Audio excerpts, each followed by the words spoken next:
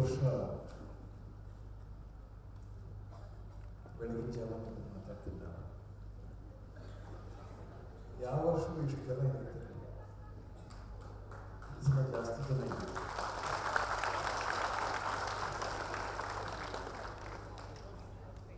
ನನ್ನ ಅಭಿಯೋಕ್ತಿಗೆ ಇಷ್ಟು ಜನ ಬೇಕಾಗಿಲ್ಲ, ಇನ್ನೂ ಕಡಿಮೆ ಇದ್ರೂ ಆಗ್ತದೆ.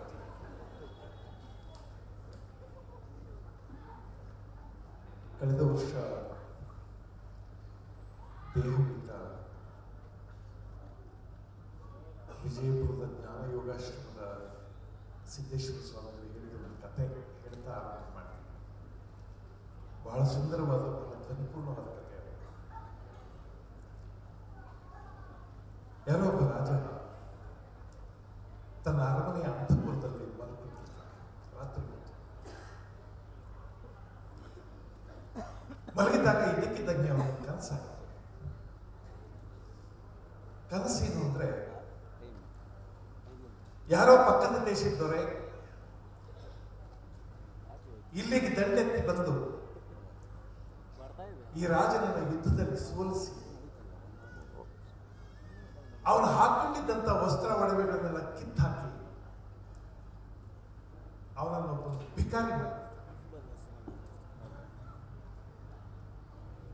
ಭಿಕಾರಿ ಮಾಡಿದ್ದಲ್ಲದೆ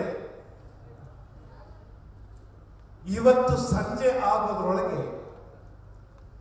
ಈ ರಾಜ್ಯದ ಗಡಿ ಬಿಟ್ಟು ಆಚೆ ಹೋಗ್ಬೇಕು, ಇಲ್ಲದೆ ನಿನ್ನ ಶಿರಚ್ಛೇದನ ಮಾಡ್ಬಿಡ್ತೇನೆ ಅಂತ ಆಜ್ಞೆ. ಸಂಜೆ ಆಗೋದ್ರೊಳಗೆ ರಾಜ್ಯದ ಗಡಿ ಬಿಟ್ಟು ಹೋಗ್ಬೇಕು ಅಂತ ಈ ರಾಜ ಓಡ್ತಾ ಇದ್ದ. ನೆನ್ನೆವರೆಗೆ ರಾಜನಾದವನು ಈಗ ಭಿಕಾರಿ ಆಗಿದೆ, ಓಡ್ತಾ ಇದ್ದ. ಸಂಜೆ ಆಗೋ ಹೊತ್ತು ಇನ್ನೂ ಗಡಿ ಬಹಳ ದೂರ ಇದೆ. ಯಾಕೋ ಅದನ್ನು ತುಂಬಾ ಬಾಯಾರಿಕೆ ಅನಿಸುತ್ತೆ. ಎಲ್ಲಿಯಾದ್ರೂ ನೀರು ಕೇಳಬೇಕು ಅಂತ ಯಾರ್ದೋ ಒಂದು ಮನೆ ಹತ್ರ ಹೋಗಿ, ಅಮ್ಮ ನೀರು ಅಂತ. ಆ ಮನೆಯಾಕೆ ನೀರು ತಗೊಂಡು ಬರ್ತಾರೆ. ನೀರಿಗಾಗಿ ಬೊಗಸೆ ಹೊಡ್ತಾರೆ. ಚೆಲ್ಲಂತ ಯಾರೋ ಚಾಟಿನಲ್ಲಿ ಹೊಡಿತಾರೆ. ಇದಿಷ್ಟು ನಡೆದ ಕನಸು. ಚಾಟಿ ಏಟಿ ಬಿದ್ದ ತಕ್ಷಣ ರಾಜ ಎಚ್ಚರವಾಗ್ತಾನೆ. ಮೈ ಬೆವ್ತಿದೆ, ಎದೆ ದಗದಗ ಅಂತ ಹುಡ್ಕೋತಾ ಇದೆ, ತುಟಿ ಅದರ್ತಾ ಇದೆ, ಮುಖವೆಲ್ಲ ಕೆಂಪಾಗೋಗಿದೆ, ಏನೋ ಭಯ. ರಾಜ ಹೀಗೆ ಎದ್ದದ್ದನ್ನು ನೋಡಿ ರಾಣಿ ಕೂಡ ಎದ್ದು ಬರ್ತಾಳೆ. ಯಾಕೆ ಸ್ವಾಮಿ ಏನಾಯ್ತು ಅಂತ ಕೇಳ್ತಾಳೆ. ರಾಜ ಹೇಳ್ತಾನೆ, ಈಗಷ್ಟೇ ನಾನು ಭಿಕಾರಿ ಆಗ್ಬಿಟ್ಟಿದ್ದೆ. ನಿಜ ಹೇಳು, ನಾನು ಭಿಕಾರಿನ, ನಾನು ರಾಜ. ಅವಳು ಹೇಳ್ತಾಳೆ, ಏನ್ ಹೇಳ್ತಿದ್ರಿ? ಕನಸು ಕಂಡಿರ್ಬೇಕಷ್ಟೇ. ಅದೆಲ್ಲ ಕನಸು. ನೋಡಿ, ಈ ಅರಮನೆಯ ಅಂತಃಪುರ ಎಲ್ಲ ಇದೆ, ನೀವು ರಾಜ, ಭಿಕಾರಿ ಅಲ್ಲ. ಅದು ಕನಸು ಅಷ್ಟೇ. ರಾಜ ಹೇಳ್ತಾರೆ, ಅದು ಕನಸು, ಇದು ನಿಜ ಅನ್ನೋದಕ್ಕೆ ಪ್ರಮಾಣ ಏನು? ಇದೇ ಕನಸಾಗಿರ್ಬೋದಲ್ಲ. ನಾನು ಕನಸು ಕಾಣ್ತಿದ್ದ ಹೊತ್ತಿನಲ್ಲಿ ಅದು ಕನಸು ಅಂತ ನನಗೆ ಗೊತ್ತಿರಲಿಲ್ಲ, ಅದೇ ನಿಜ ಅಂತ ಅನ್ಕೊಂಡಿದ್ದೆ. ಹಾಗೆ ಯಾವುದನ್ನು ನಿಜ ಅಂತ ಅನ್ಕೊಂಡಿದ್ದೀವೋ ಅದು ಕನಸಾಗಿರ್ಬೋದಲ್ವ. ಅದರಿಂದ ಇದು ಯಾಕೆ ಕನಸಲ್ಲ? ನಾನು ಯಾಕೆ ಭಿಕಾರಿ ಅಲ್ಲ? ರಾಣಿ ಬಗೆ ಬಗೆಯಾಗಿ ಹೇಳ್ತಾಳೆ, ಪರಿಪರಿಯಾಗಿ ಹೇಳ್ತಾಳೆ, ಇಲ್ಲ ಸ್ವಾಮಿ, ನೀವು ಭಿಕಾರಿ ಅಲ್ಲ, ದೊರೆ. ಅವನು ಹೇಳ್ತಾನೆ, ಇಲ್ಲ ನನಗೆ ಯಾವುದು ಕನಸು ಯಾವುದು ನಿಜ ಅಂತ ಗೊತ್ತಾಗ್ತಾ ಇಲ್ಲ. ನಾನು ಭಿಕಾರಿನೋ ಕನಸು ಗೊತ್ತಾಗ್ತಾ ಇಲ್ಲ. ಇಡೀ ರಾತ್ರಿ ರಾಜ ನಿದ್ದೆ ಮಾಡೋದಿಲ್ಲ. ಬೆಳಗಾದ್ಮೇಲೆ ಮಂತ್ರಿ ಬರ್ತಾನೆ, ಅವನ ಪರಿಚಯರು ಬರ್ತಾರೆ, ಪುರಜನರು ಬರ್ತಾರೆ, ಎಲ್ಲರೂ ಬರ್ತಾರೆ, ರಾಜನನ್ನು ಮಾತಾಡಿಸ್ತಾರೆ.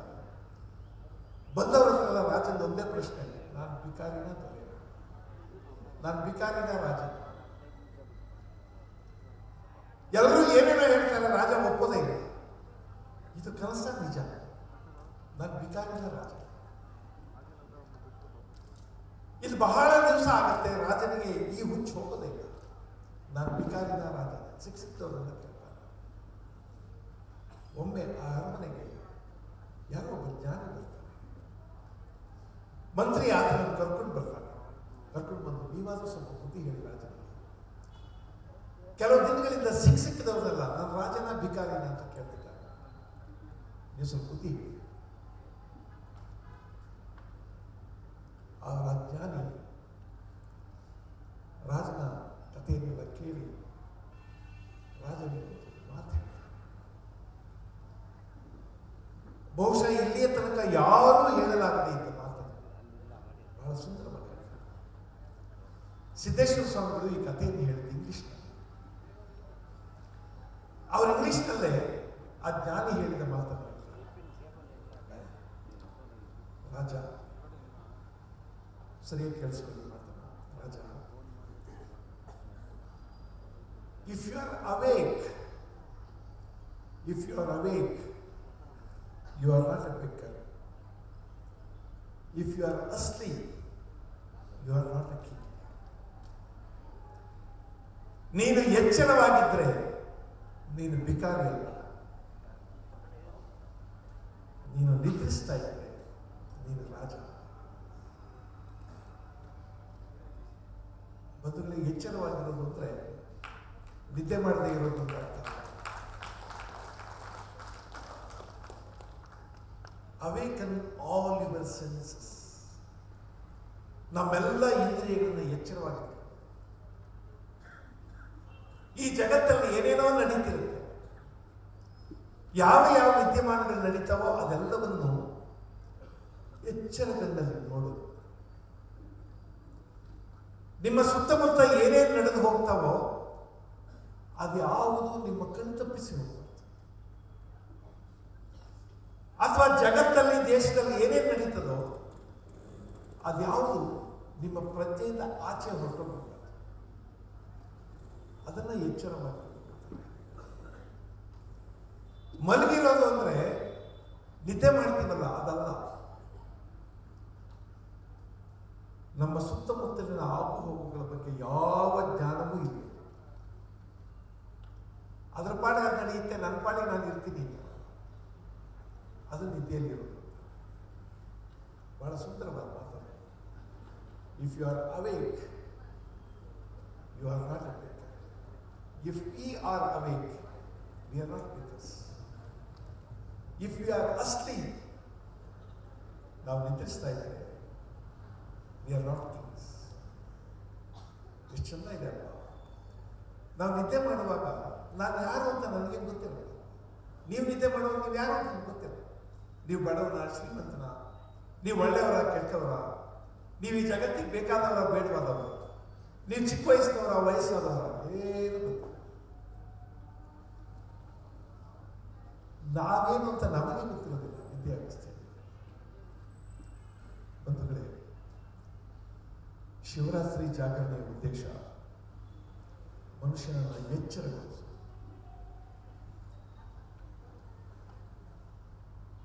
ನಾನು ನಿನ್ನೆ ಪತ್ರಿಕೆಯಲ್ಲಿ ಒಂದು ಸಣ್ಣ ಲೇಖನ ಮಾಡಿದ್ದೆ. ಶಿವನನ್ನ ನಾವು ಬೋಳೆ ಶಂಕರ ಅಂತ ಕರೀತೀವಿ. ಉತ್ತರ ಭಾರತೀಯರು ಭೋಲೆನಾಥ ಅಂತ. ಬೋಳೆ ಶಂಕರ ಅಂದ್ರೆ ಅರ್ಥ ಏನು ಗೊತ್ತಾ? ಶಿವನಿಗೆ ಏನು ತಿಳಿಯಲ್ಲ, ಅವನು ಬಹಳ ಬುದ್ಧ. ಅರೆ, ನಮ್ಮ ದೇವರಲ್ಲಿ ನಾವು ಏನೂ ತಿಳಿಯಲ್ಲ, ಬುದ್ಧ ಅನ್ನೋದು. ಇದು ಬುದ್ಧಿಯ ಜಗತ್ತು, ವರ್ಲ್ಡ್ ಆಫ್ ಇಂಟೆಲಿಜೆನ್ಸ್. ಈ ಜಗತ್ತಲ್ಲಿ ಹೇಗೆ ಅಂದ್ರೆ, ನಮ್ಮ ಮನೆ ಮಗುವನ್ನ ಬೀದಿಗೆ ಬಿಟ್ರೆ ಅವನು ವಾಪಸ್ ಮನೆಗೆ ಬರೋಷ್ಟೊಂದು ಬುದ್ಧಿವಂತ ಒಳ್ಳೆಯವನಾಗಿರ್ತಾನೆ ಅಂತ ಗ್ಯಾರಂಟಿ. ನಾವೆಲ್ಲ ಚಿಕ್ಕವರಾಗಿದ್ದಾಗ ಮಕ್ಕಳು ಒಳ್ಳೆಯವರಾಗಬೇಕು ಅಂತ ಅಪ್ಪ ಅಮ್ಮ. ಈಗ ನೆಂತಾನೆ ಇಲ್ಲ. ಹುಡುಗ ಬುದ್ಧಿವಂತ ಆಗಬೇಕು. ಇದು ಕಾರಣ ಇದೆ. ನಮ್ಮ ಶಿವ ಬುದ್ಧಿವಂತ, ಅವನು ಮುಗ್ಧ. ಮುಗ್ಧತೆ ಅನ್ನೋದು ಒಂದು ಡಿವೈನ್ ಕ್ವಾಲಿಟಿ, ಒಂದು ದೈವಿಕವಾದ. ಶಿವನನ್ನ ಬೋಳೆ ಶಂಕರ ಅಂತ ಯಾಕೆ ಕರೆದ್ರು ಅಂದ್ರೆ, ನೀವು ಶಿವನನ್ನ ಬೇಡಿಕೊಂಡ್ರೆ ನೀವು ಒಳ್ಳೆಯವರ ಕೆಟ್ಟವರ ಅಂತ ಶಿವನಿಗೆ ಗೊತ್ತಾಗಲ್ಲ. ನೀವು ಜಾಗರಣೆ ಇದ್ದೀರಿ ಅಂದ್ರೆ ನೀವು ನಿಜವಾಗಿಯೂ ಜಾಗರಣೆ ಇದ್ದೀರಾ ಅಥವಾ ಸುಳ್ಳೆ ಜಾಗರಣೆ ಇದ್ದೀರಾ ಅಂತ ಶಿವನಿಗೆ ಗೊತ್ತಾಗಲ್ಲ. ನೀವು ಭಕ್ತಿ ಆಚರಿಸಿದ್ರೆ ನಿಮ್ಮ ಭಕ್ತಿ ಪ್ರಾಮಾಣಿಕವಾದ ಅಥವಾ ಡಾಂಬಿಕ ಭಕ್ತಿನ ಅಂತ ಶಿವನಿಗೆ ಗೊತ್ತಾಗಲ್ಲ. ಅದರಿಂದ ಶಿವನನ್ನ ಬೋಳೆ ಶಂಕರ ಅಂತ. ಬುದ್ಧಿಯೇ ಶ್ರೇಷ್ಠ ಅಂತ ಇರೋ ಜಗತ್ತಲ್ಲಿ ನಾವು ಈಗ ಹೆಂಗಾಗಿದ್ದೀವಿ ಗೊತ್ತಾ? ತುಂಬಾ ಕನ್ನಿಂಗ್ ಇರ್ತಾನೆ ಅಂತ ಇಟ್ಕೊಳ್ಳಿ, ಯಾರು ಅವನ್ನ ಬಹಳ ಬುದ್ಧಿವಂತಪ್ಪ, ಕುತಂತ್ರಿಯನ್ನ ಕೂಡ ಬುದ್ಧಿವಂತ ಅಂತ ಕರಿತೀವಿ. ಮುಗ್ಧನನ್ನ ಮೂರ್ಖ ಅಂತ ಕರಿತೀವಿ. ಏನು ತಿಳಿಯಲ್ಲ, ಒಳ್ಳೆಯ ಕೆಟ್ಟದೇ ಗೊತ್ತಾಗಲ್ಲ.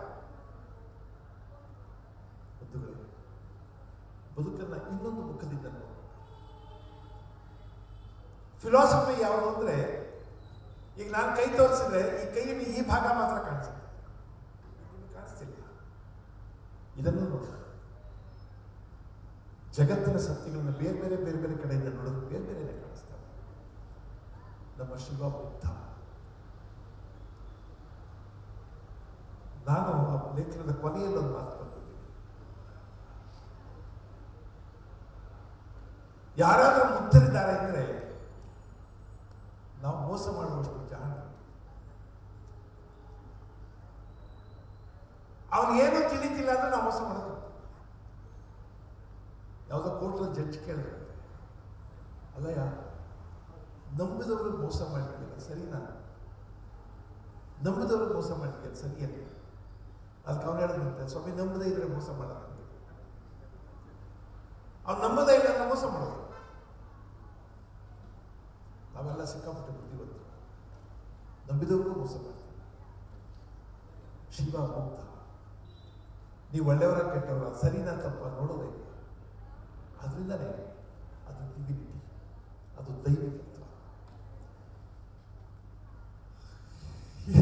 ಈ ಕಥೆ ಹೇಳೋಕೆ ಅಂತ ನಾನು ಅಂದ್ಕೊಳ್ಳಿಲ್ಲ, ಅಂದರೆ ಮನಸ್ಸಿಗೆ ಬಂತು ಹೇಳಬೇಕು ಅಂತ ಅನಿಸ್ತು.